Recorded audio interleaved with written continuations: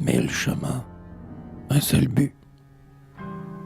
Le chasseur songe dans les bois à des beautés sur l'herbe assise, et dans l'ombre il croit voir parfois danser des formes indécises. Le soldat pense à ses destins, tout en veillant sur les empires, et dans ses souvenirs lointains entrevoit de vagues sourires. Le pâtre attend sous le ciel bleu, l'heure où son étoile paisible va s'épanouir, fleur de feu, au bout d'une tige invisible.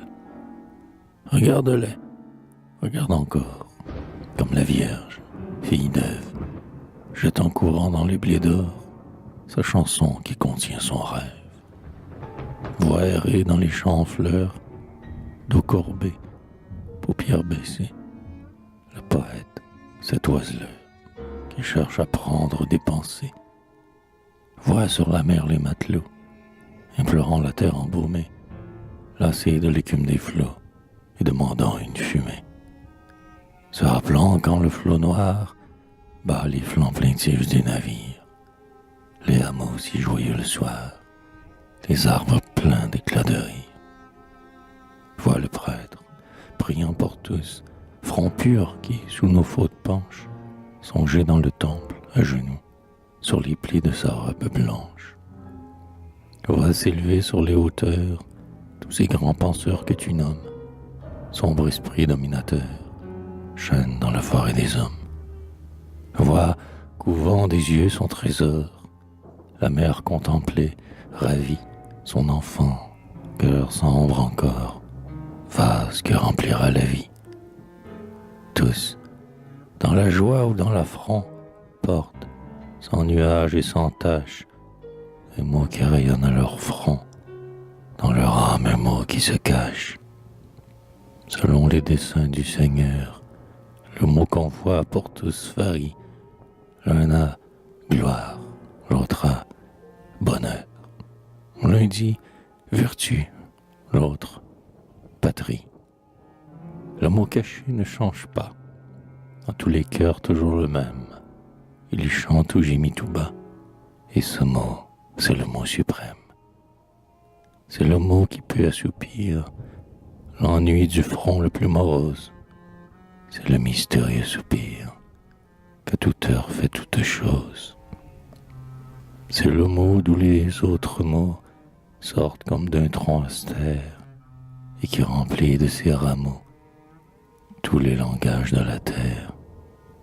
C'est le verbe obscur ou vermeil qui luit dans le reflet des fleuves, dans le phare, dans le soleil, dans la sombre lampe des veuves, qui se mêle au bruit des roseaux, au tressaillement des colombes, qui jasent et rient dans les berceaux, et qu'on sent vivre au fond des tombes, qui fait éclore dans les bois les feuilles, les souffles, les ailes, la clémence au cœur des grands rois, le sourire aux lèvres des belles.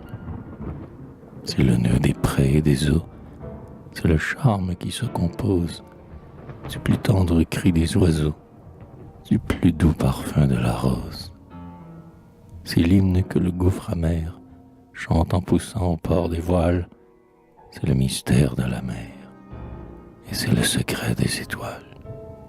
Ce mot, fondement éternel de la seconde des deux Roms, c'est foi dans la langue du ciel, amour dans la langue des hommes. Aimer, c'est avoir dans les mains un fil pour toutes les épreuves, un flambeau pour tous les chemins, une coupe pour tous les fleuves. Aimer, c'est comprendre les cieux, c'est mettre, qu'on dorme ou qu'on veille, une lumière dans ses yeux, une musique en son oreille.